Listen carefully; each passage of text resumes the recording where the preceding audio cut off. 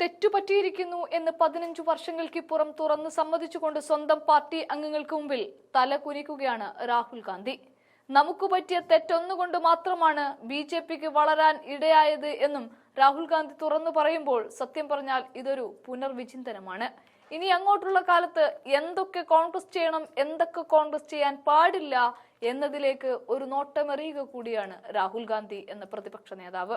എല്ലാ സംസ്ഥാനങ്ങളിലും പ്രതാപശാലികളായ കോൺഗ്രസ് ഇന്ന് പല സംസ്ഥാനങ്ങളിൽ നിന്നും വേറിട്ടു പോകുന്ന കാഴ്ചക്ക് കൂടിയാണ് നമ്മൾ സാക്ഷിയാവുന്നത്.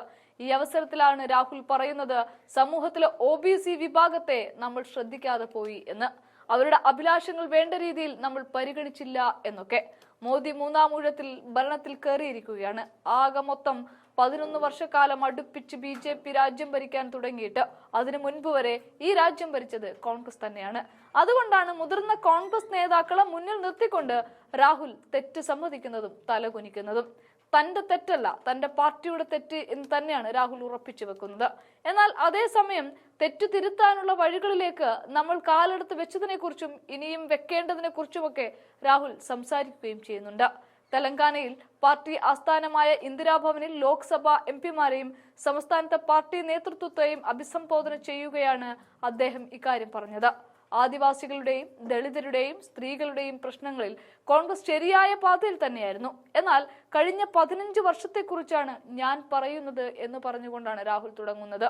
10-15 വർഷത്തിനുള്ളിൽ OBC വിഭാഗക്കാരുടെ പ്രശ്നങ്ങൾ മനസ്സിലാക്കുന്നതിലും അത് പരിഹരിക്കാനുള്ള നടപടികൾ എടുക്കുന്നതിലും നമുക്ക് വീഴ്ച പറ്റി. ഞാൻ ഈ പറയുന്നത് ഭൂരിഭാഗം പേരും അംഗീകരിക്കണമെന്നില്ല. ഞാൻ പറയുന്നത് തെറ്റാണെന്നും പറഞ്ഞേക്കാം. പക്ഷേ എനിക്ക് തോന്നുന്നത് നമ്മൾ BJPക്ക് ഇടം നൽകുകയായിരുന്നു എന്നാണ്. രാഹുലിന്റെ വാക്കുകളാണിത്. തെലങ്കാനയിൽ നടന്ന ജാതി സർവേ സാമൂഹിക നീതിയിലേക്കുള്ള നാഴികക്കല്ലാണ് എന്നും രാഹുൽ ഇവിടെ കൂട്ടിച്ചേർക്കുന്നുണ്ട്. ജാതി സെൻസസ് വിഷയത്തിൽ മറ്റ് സംസ്ഥാനങ്ങൾ തെലങ്കാന മോഡൽ സ്വീകരിക്കുമെന്ന് നേരത്തെ തന്നെ കോൺഗ്രസ് വ്യക്തമാക്കിയിരുന്നു. അതേസമയം ഏപ്രിൽ 30-ന് അടുത്ത സെൻസസിൽ ജാതി അടിസ്ഥാനത്തിൽ കണക്കെടുപ്പ് ഉണ്ടാകുമെന്നാണ് കേന്ദ്ര സർക്കാരും പ്രഖ്യാപിച്ചിരിക്കുന്നത്. 2027-ലാണ് അടുത്ത സെൻസസ് നടക്കുക.